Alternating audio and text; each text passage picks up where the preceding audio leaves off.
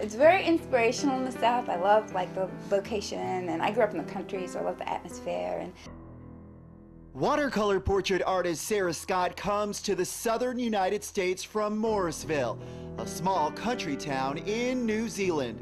At just 30, she's a mother and a wife who managed to turn what began as a hobby 6 years ago into a full-time career. I'm always fighting with my mom, my husband over prices. I like it to be low and affordable, and I think, I'm doing a disservice to other artists if I do that, because then their prices seem extravagant. What she does is a form of therapy. I think it is very calming. I think if you sit around and talk about all your problems, then it doesn't really resolve them. I'm not sure how art actually does resolve them. I think it's because you're saying something, but you're not whining about it. You're making something out of something. So if it is a bad experience, you're making something beautiful out of it. What she hopes people will get from her work. With painting, with images, you can see an image and get an instant reaction to it, So I just think they're such intense forms of storytelling. It's just an easy way to reach out to people.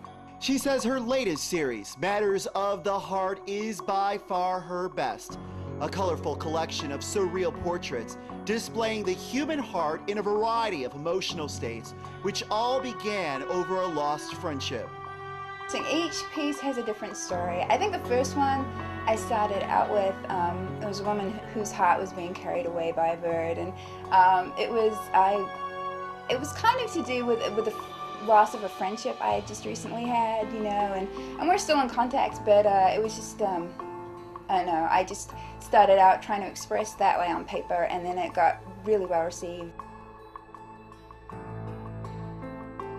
Every single piece is very personal to me, but I think it's also personal to a lot of people who see it, and just it clicks with them, because everybody's had their heart broken and everybody's experienced pain in some way, and they're not all about pain. Some of them are about freedom and just exploring yourself, really, too. So each one has kind of a different message. The reviews have been mixed. Sarah admits some locals have had difficulty stomaching her work. The last show that I had, the gallery owners loved the work, but they didn't keep them up very long, and I was okay with that, because when I dropped them off, I said, well, there's some nipples showing. I said, I understand that a lot of people around here don't like to walk into a store and see that sort of thing, and if it's not a gallery, I'm okay with people not showing that, because it's not a gallery, and it is very conservative down here. But my friend dropped by, and she knows one of the girls there, and she said that it wasn't actually the nudity that was the problem with the last showing, but it was the heart, the drawing of the organ of the heart, which really surprised me. I was like, are people really that squeamish, But I guess it did kind of freak people out to see internal organs on the outside or something. When I walked in to get the work, I just assumed it was nudity, because they actually had shown some stuff in a coffee shop before. I have some little Dorothy's up on the wall, and she's wearing a sundress, but it's kind of see-through. And the owners were very embarrassed and apologetic, and they were actually, I think, from California, and they said, somebody complained because they could see a nipple, I was like, that's okay, it's not your fault, you can take them down. And so I think if I want to show anything with nudity, or anything that's a little bit, I guess, over the edge to some people, but certainly isn't to me, then I'm going to have to keep it online, or maybe travel to bigger cities. I'm just not sure it's a small town thing, And with every brushstroke, Sarah strives to transform pain into joy, heartache into relief. Even when you're at your lowest, and even when you're struggling, you're still a beautiful, beautiful human being, And, if you bring yourself to me when you're feeling low like that, I'll turn you into a work of art and show you how beautiful you are.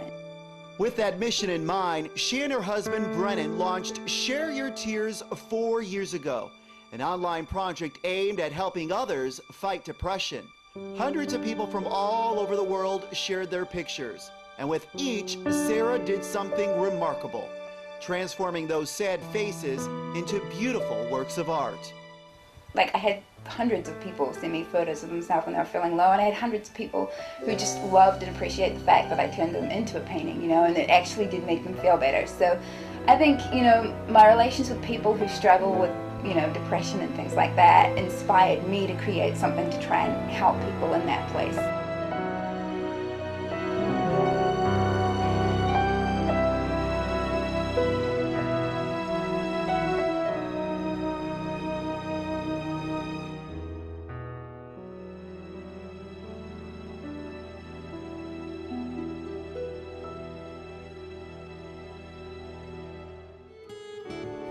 When you really hit with that one person who responds to your work, and you vibrate on a different level with them that you would just talking. I've had people write me and say this one piece this prayer piece is for a lot of people that have written me, and they've just been like, this is everything I'm feeling right now but I can't say, you know, and it means so much to me to know that you must be feeling this too, to have painted it or created it. So I think it definitely is about connection, and it's not that's super important for me to connect with other people, but also the connection with myself, especially in my last series, to sit down and just kind of explore what I'm feeling and put it down on paper.